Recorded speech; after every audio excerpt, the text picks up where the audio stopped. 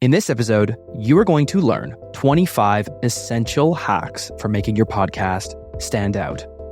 Stuff like growth strategies, how to be a better interviewer, how to be a better host when you're doing solo episodes, and much more. Welcome back to Oh My Pod, the podcast that helps you automate and grow your podcast so you can grow your business.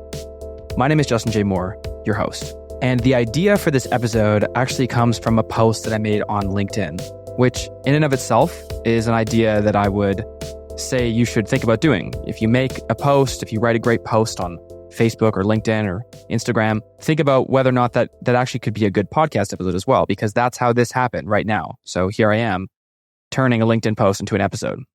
And I was writing this post and I thought, how do I make this post just the most valuable LinkedIn post that I've ever created? And that's how I came to this idea of just writing 25 of the most important things that I have learned from 2,500 plus, probably way more, but I'm being conservative, 2,500 hours of studying podcasting, marketing, editing podcasts as well. Gosh, that would be like 5,000 hours. Just a lot of time in the world of podcasting and marketing and business. These are the things that I've concluded are 25 of the most important. So by listening to this, you will be getting like the best of my ideas. And I know it's going to be really helpful. And as always, just before I start, I just want to say I'm inviting you to my free community on School where you can talk to me one-on-one. I'm always answering messages in there and get access to thousands of dollars of resources for free. It's all totally free. We're doing it out of goodwill and to have great conversations with people like you. So go to the link below in the show notes and you'll find it there. Okay, so let's just get into this. And I'm just going to kind of go through each of the hacks one by one and give my thoughts on them. So first, serve a specific purpose for a specific listener, which means that your show shouldn't just be, quote unquote, 45 minutes of interviews with various experts. It's like, that's not specific. It's so vague. Like, who's your listener? Nobody knows. So what I've learned is that podcasting needs to be very specific, but especially at the beginning of the show. It's like there are a lot of different types of content that people can consume. And so if your podcast is serving a very small pond, like a specific type of person, that's how you build fans. Stuff like, imagine if you were to do a podcast about like fly fishing in Georgia. It's like, sure, the total amount of people who you could serve with that podcast is smaller. But imagine if you were a fly fisher or a fly fisherman, whatever, in Georgia, and you saw that podcast existed, you would instantly you'd be a fan. And you'd keep coming back over and over again. And then over time, the podcast could expand to outside of Georgia. Now it's fly fishing in the US, meaning, especially at the beginning, it's very important to start with a very specific type of person who you're serving. And then as you build up the reps and you get more comfortable and you build an audience, you can start kind of expanding. So that's number one. Number two, if you create an episode that is too far away from the core purpose that your show serves, the listener might lose trust because you hit them with content that they didn't sign up for. So this is very similar to the one before. It's like, if you have a podcast about fly fishing and then suddenly, you may also be interested in Texas Hold'em or something, poker, right? So now you do a whole episode on poker and your fly fishing audience is like, what the heck? I just tuned in. I was so excited for this drive because I knew I was going to listen to a 30-minute episode on my commute to work of this show. And now it's poker. And now they have to go and search for a different show to listen to. And it's like, it's annoying for them. And so once you break that trust, like there's kind of a cut that you've made there. And when they think about your show in the future, they're going to remember that, okay, I can't be certain that this podcast is going to be creating content specifically for me with each episode.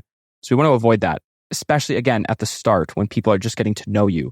Once you have more trust, you can treat your audience to a little bit more of an expanded view of things. Okay. Number three, you need to do solo episodes. You can't just do interviews. I was just editing one of my podcasts. I wasn't actually editing it, but I was looking for clips because I like to find moments to clip out myself and then I have my team actually do the clipping.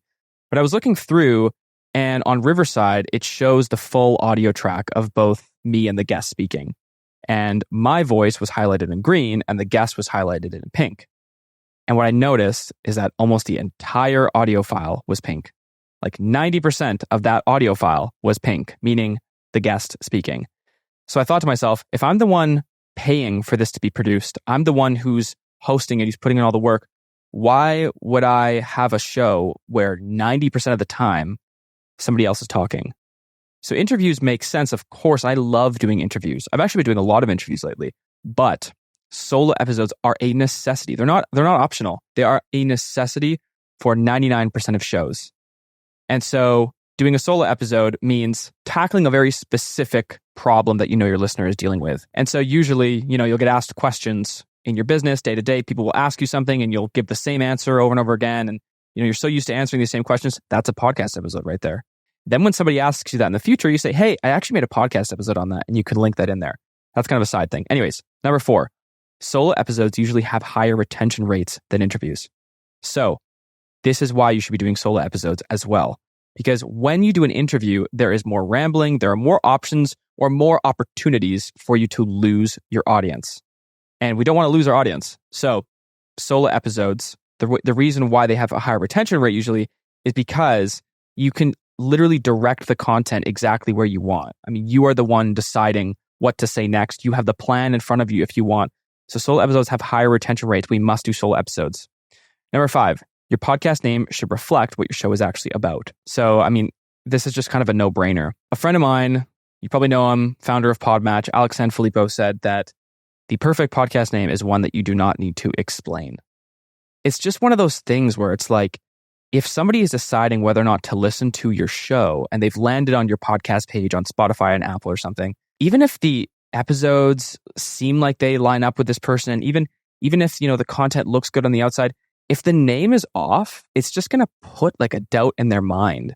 And the other thing is that having a podcast name that actually describes what the show is about also helps with like searchability. And it helps when someone mentions your show on, let's say someone mentions your show on their Instagram story. And the name of the show itself is like a call out for what the content is. And so it's sort of like the thing that shows up everywhere. You want it to be an accurate description of what's actually going on. So for us, Oh My Pod, I mean, it's kind of a play on words. Maybe if I could go back, I might change it. But at this point, I really like the personality behind that. But it makes sense. I mean, Oh My Pod. Most people can discern from that we are talking about podcasting.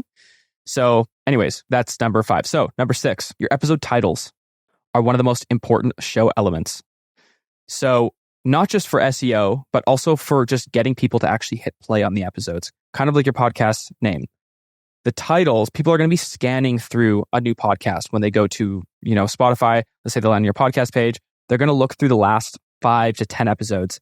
And if none of the titles hook them, if none of the titles hook their attention and get them to hit play, then they're not going to hit play and they're going to leave. Honestly, like when people are going to look at a new show, like that's the number one thing that they're scanning for is the titles of the episodes. They're seeing, do any of these call out to me? And so what I like to say is if your podcast is like the inside of your store, then your podcast titles are like the storefront. It's like the stuff that is hanging in the windows. And so even though the inside of the store might be great, if the stuff hanging in the windows isn't, then is anybody really going to like show any attention to it? Give any attention to it? Maybe not. So number 7, your intro is everything. The first 60 to 90 seconds of your podcast, super important. Just like Instagram, just like YouTube, TikTok, whatever, the hook is really important. So my tip would be to ditch the canned pre-recorded intro, ditch the copyright free music, ditch the voiceover done by the voiceover professional or whatever, and, record the intro yourself and do it differently every single time. Keep it dynamic and engaging. Number 8, you need to introduce yourself and your show's mission in every single episode. And this is what you do in the intro. You hear me do this all the time because the reason is if somebody comes to episode 50 and the only time you've ever truly introduced your show is on episode 1, do you really think they're going to go back to episode 1? So now they're on episode 50, they're getting thrown into content that they have never heard before. There's like a whole bunch of new things and they don't even know who you are, what the show is. Every single time you need to let them know. I say, welcome back to Oh My Pod, the podcast that teaches you how to automate and grow your podcast. My name is Justin Moore. Every single time, introduce the name of the show, the mission of the show or the tagline, and then your name. Introduce yourself. So that's number 8. Number 9, only invite guests who actually add value to your listener's journey. This means not bringing people on who you just want to talk to, but bringing people on who you know have a specific expertise in something or a specific expertise that outclasses your own on something to do with your podcast niche. So for me, there's certain things in podcasting that I'm not an expert in. Email marketing, for example. So when I bring a guest on, email marketing would be a great example of a topic that a guest would be perfect for because I cannot serve my audience as good as I would like to. So that's when it makes sense to bring on an expert to talk about it. Otherwise, why bring on an expert if you can just do the episode yourself? It would be simpler. It would be easier to listen to. It'd be more direct. Like if you could do it yourself, do it yourself. Connect with your audience one-on-one, do the solo episode. So only bring guests on when it actually serves the journey of the listener. So think about the listener first. Okay, so number 10, do not edit your own podcast. Leave it to the professionals. This is a more intensive type of work than people understand. There is serious audio engineering that goes into creating really crisp podcast audio. You cannot learn it on your own in a week. This is something that people spend years attuning their ears to, years learning. And if you want to have a truly A+ level show, your audio needs to match that. And it's not going to match it if you edit it yourself. I can guarantee that. If you somehow were able to get it even close to the level of a professional audio engineer, you would spend so many hours editing that podcast. How much is your time worth? I think most listeners here, at least $50 an hour. I think on the high end, we probably have some listeners who are $400, $500 an hour.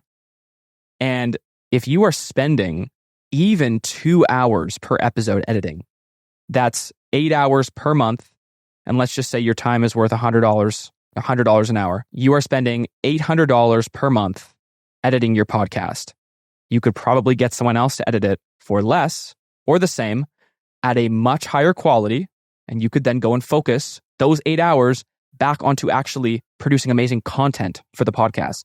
It is mind-boggling to me that people think they need to edit it on their own. I think it's like a manipulation or something. Like they've been manipulated into thinking that that's something they need to do in order to be a true podcaster. I completely disagree. I think you need to have somebody else do it. And it's great to bring people into the fold of your podcast so you can focus on the most important things. Number 11, you don't need expensive equipment to look and sound great. You really don't. You want to know my setup right now? I am using a $90 microphone stand, a $800 microphone, and I'm using my phone to record. And my microphone is plugged into a little box that was $150. Now, this is a more intensive setup. Your setup could look something like this: $200 microphone, maybe like $25 stand. That's it. You don't need a box to plug it into the computer. You just plug it right in with a USB. So let's say it's like $300 for the mic and stand setup. And then your phone. That's it. Your phone's free. You already have your phone. That's the whole thing. And then I use Riverside to record, which is $20 a month. It's the whole game, right? So virtual recording studio, easy microphone setup with a stand, I guess a cord too, but the mic usually comes with a cord. The mic I would recommend is called the Shure MV7. That happens to be like a $300 to $350 mic. So even at the higher end, and that's a high quality mic, even at the higher end, you're looking at maybe $400 total with the stand and the microphone, and then just record with your iPhone. And that's it. Obviously, you could get deeper into it, you get lights and stuff, but really like to look and sound great, you don't need all that. To look and sound amazing, that's when you get into that, higher level of equipment. Number 12, your podcast can have multiple rotating calls to action, but it should only have one call to action per episode. So this is a bit of a, point of contention. People have different opinions about this, but I believe that every single one of your episodes should only have one call to action in it. Now, this could be a different call to action each episode, or maybe 3 or 4 that you rotate. But I believe that your podcast should have one central call to action in order to not confuse people. The other thing is that as listeners listen for longer periods of time, it gets kind of confusing for them to remember what kind of stuff you are offering. Whereas, for example, what I do, I just want everybody to join my free community. That's all I want. That's all I say every episode. Now, the outro of the podcast, I ask for a review, but that's a little bit different. I wouldn't necessarily call that. It is a call to action, but what I'm talking about is calls to action within the episode itself, like the ones where you either stop the episode to say something, or you stop at the beginning before the content, like what I usually do. The outro, though, I'm just always asking for a review, because no matter what happens, reviews are always going to be useful. So whereas there's certain calls to action that, might not be evergreen. Like if you were saying, come to my webinar, that's like, you can't put that in your outro for forever because your webinar is going to be over. Anyways, I hope that makes sense. Just start by just giving one single place you want people to go and use it every single episode for like 16 episodes. Then if you want to swap out to a new call to action later, do that. But I just don't like the idea of throwing in so many different calls to action all the time. It gets people confused. Okay, number 13, Bringing guests on your show only makes sense when they bring a level of expertise to an area that outclasses your own. Otherwise, just do the episode yourself and make it clear and concise. Pretty much what I said earlier. I didn't realize that this was its whole other own point. But yeah, a guest, in my opinion, only makes sense when they bring a level of expertise to something that outclasses your own. Otherwise, just do it yourself. So, number 14, release episodes at least weekly, but more often is even better. So, at least weekly, of course, especially when starting out, especially if you have no clout for what you're doing yet. If you don't release weekly, people are just going to forget about who you are. Bi-weekly, monthly, no way. It's just going to be so hard to actually gain any traction. Especially if you're releasing bi-weekly or monthly, a podcast really only starts gaining traction when you're starting from the ground up with no audience before, really starts gaining traction around 50 episodes, right?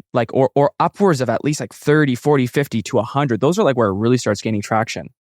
If you're releasing monthly, how long is it going to take you to get to 50 episodes? Years. Bi-weekly, same thing. You're just doubling the amount of time that it's going to take for your podcast to actually gain any traction. So in my opinion, if you're going to podcast, do it weekly. Put in the extra little bit of time to double the episodes, or else just don't do it at all. Maybe podcasting is not the right platform right now. And then of course, releasing more than weekly, there's just nothing, there's no negatives of that. It's just the more you can release, the better.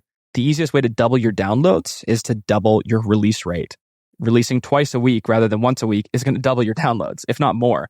So yeah, just at least weekly, but you can always throw in more episodes. And actually, episode 57 that I did with Rob Cressy talks about a strategy that you can use to turn one interview into 2 episodes, which was really cool. Okay, now number 15. So the idea of seasons, podcast seasons, it sounds nice, but breaks will always result in a portion of your audience not returning. Anytime you take a break, a portion of people are just going to forget you don't exist. If that still means that you want to do seasons, go for it. But you have to accept the fact that you will lose a large portion of your audience every single time. Podcasting is about consistency. It's about becoming part of people's routine. And if you leave them, they're just going to go to a different show, right? Most people only have space, even real avid podcast listeners only have between 4 to 8 podcasts on rotation at any point in time. They don't listen to more than 4 to 8 shows. So something to think about. Number 16, have an assistant manage the podcast administration. So the little in-between kind of annoying little tasks, right? Somebody else should manage that. Your time is too valuable to be spending it, uploading files, scheduling episodes. These are things somebody else can do. You can create an SOP, a standard operating procedure of how to do it, and then stop doing it immediately, because it's going to result in you getting burnt out and spending less time on the content and having less brain space for being a great interviewer and a great host. Okay, so that's that. Number 17, a low quality podcast reflects poorly on your business. A lot of people say that, your podcast can just be you talking into a mic, and it's more important to get it out there than to make it great. I completely disagree. When we are doing a podcast that is connected to our business or connected to something that we sell or something that we offer, which is what most of you guys are doing, if not all of you guys, what we need to understand is that when people look at that, it is a reflection of your business. So if your camera quality is terrible, your audio quality is terrible, your content is bad, what do you think people are going to assume about the business that you have or the services you offer? Especially if you're in something like marketing or content creation or something like that, where you actually help people create content, or you help people market their business or get more leads or something like that. Then if they come to your page and they see that your content is just terrible quality, it's almost it's kind of the feeling of it's hypocrisy, right? It's how can you tell me that I need to be better at marketing my business, and then also you have a podcast that looks like it was filmed with a Nokia phone or something, right? So it's important to put in the extra effort to have the show look and sound good. Number 18, podcast clips are great for nurturing an existing audience, but they are not going to go viral. So especially if you're using something like Opus Clips, it's just 99.9% of the time, it's not going to go viral.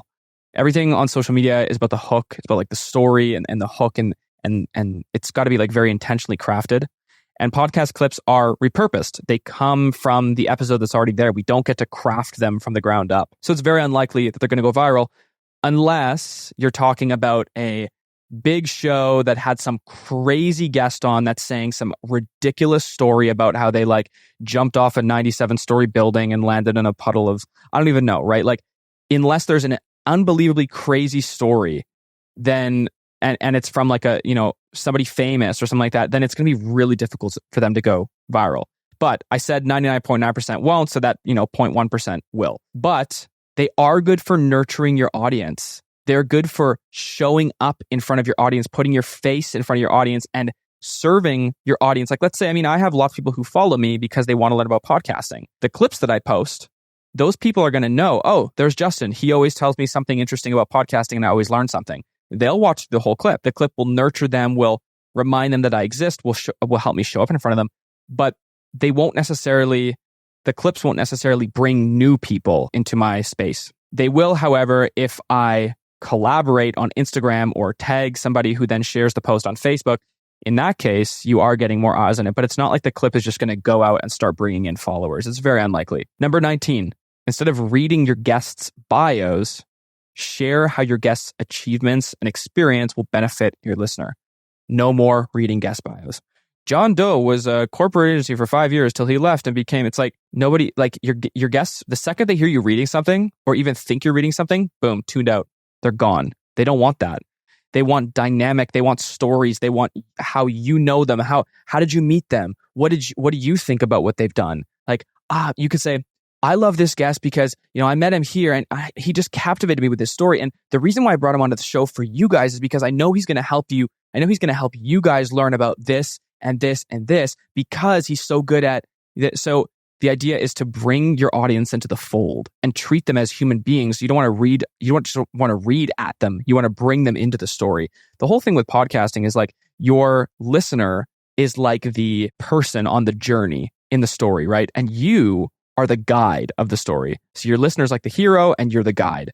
And so rather than just reading at them and having them kind of be a fly on the wall, you want to put them in the driver's seat. Like, I brought him here for you because I thought when I met him, oh my gosh, my audience would love this. You guys would love this. That's how you treat your audience. Number 20, when doing an interview, record your intro after the episode. If you don't record after the episode, how on earth are you going to know what you even talked about? How are you going to highlight the 3 things that they're going to learn in that episode or the 5 things that they're not going to expect from this episode? How are you going to be able to craft a good hook? That first 60 seconds we said was so important. How are you going to craft that if you don't even know exactly what you talked about?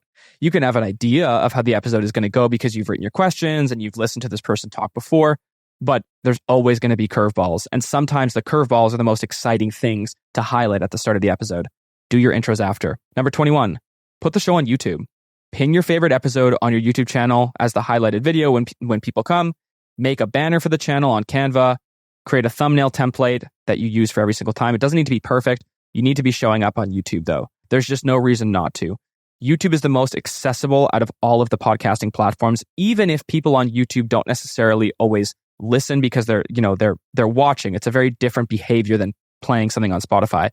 But the YouTube link, like your YouTube episode link, is more accessible than any other one because you know that when you send it, the person is going to be able to actually see the video from there. Whereas if you send a Spotify link, they go, I don't use Spotify. Too bad, I guess. They're not going to listen. If you send the YouTube link, they're going to go there. Then if they're like, oh man, I would like to listen to this, you have the Apple and Spotify links below in the description. Easy.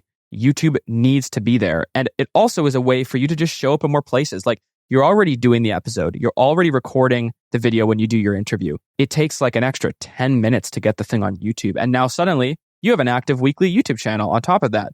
And down the road, if you wanted to go harder on YouTube, there's a whole bunch of strategies you could do, like optimizing your thumbnail, creating shorts that are outside of the podcast, not repurposing, but you could then start to grow your podcast through YouTube.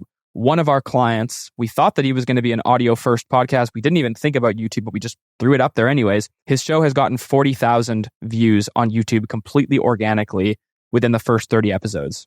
So his show actually ended up taking off on YouTube. He has almost 1,000 subscribers within the first 6 months, completely organic, zero paid, just because people go to YouTube because it's the most accessible platform. Use YouTube. Number 22, YouTube makes your podcast accessible to non-Apple and non-Spotify users. Well, I guess we kind of covered that. So 22 is a write-off. We already knew that. 23, ask for reviews as much as possible without being annoying. They're really freaking important. They are social proof. It's the same thing as like Google reviews. I don't need to explain this to you. When you go to choose a restaurant, do the amount of reviews or the score of reviews, whether 5-star, 1-star, does that not affect your decision at all?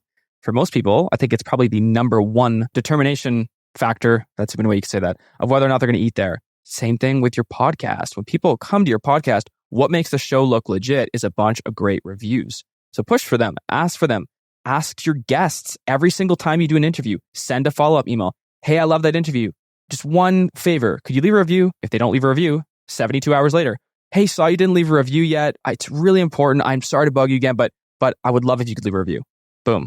Now, if every guest leaves a review, if you're on episode 100, shouldn't you technically have 100 reviews? Or maybe they're not all guest interviews, but you know what I mean? It's like a free review every single time from somebody who truly understands the show. So that is one way to get reviews. But then obviously also just asking like when you're at the end of your episode, in your outro, or even just asking like people as you are, if somebody says, hey, I listened to your episode, I love that episode, say, oh, great. Hey, just wondering, because you loved us so much, do you think you could leave a review? It really helps us. Search for them wherever you can. Each one counts. Each one that you get is a win. Number 24, read reviews you get at the start of your episodes. This is so cool. This is something that I actually haven't done. We don't have a ton of reviews. I'm pushing you for it. We're going to have a ton. We're going to have hundreds. But right now, it wasn't something that we've been focusing on for a while. But reading your reviews, of course, like number one, it's going to make the person who left the review feel so insanely grateful. But on top of that, it's also going to show to your listeners, hey, he reads reviews. Hey, I could read, leave a review and he would mention it, and that would be kind of cool. So just a little strategy. Number 25, come up with endless episode ideas by listing the top 50 questions you get asked in your business. Easiest way to come up with episode ideas. What do people ask you? I think I mentioned this before too. What are the questions that people ask you in your day-to-day? What are the problems that you hear them struggling with? Your podcast episodes are just answers to questions.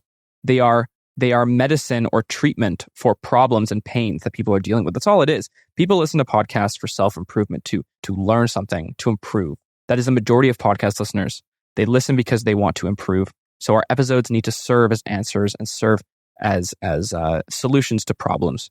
So the easiest way to find those episodes, especially for solo episodes, right? Because interviews, you might just meet somebody and be like, hey, you're really great at email marketing. So why don't you come talk about email marketing as it pertains to podcasting? That's another way to come up with an episode idea. But when you're doing solo episodes, what do people ask you? That's the easiest way. That is it, people. That was like rapid fire. But I know, even just thinking back to what we just covered, I know that this is probably one of the most valuable episodes I've ever recorded. I'm really, really excited that I put this together. I like the idea too of like taking a post that resonated, because this post did pretty well too, and be like, hey, this is a perfect podcast episode. So use that strategy as well. That's very meta. So you can use the strategy of how I did this episode about how to be a better podcaster. And now I will say, before this episode ends, that if you enjoyed, if you could leave a review, as I mentioned before, it helps. It really does. I told you all about it. I told you why you need them, why I need them. It'd be great if you could leave a review for all this work that I put in. It really is a lot of work, put in a lot of effort into the show. I love the response I get. I love hearing people's comments and saying that this episode helped them or whatever. It's super rewarding. So anyways, that is it, and I will see you on the next episode. Hey, just before you go, I'm really happy that you made it to the end of this episode. It means the world to me. I only want to ask for one thing in return for putting together all this content for free, and that's just leaving a review if you can, wherever you're listening, if it's Apple or Spotify. Just leaving a quick review is super, super helpful for us. It's going to help more people find the show so I can keep putting this content together for free. Thank you so much, and we will see you on the next episode of Oh My Pod.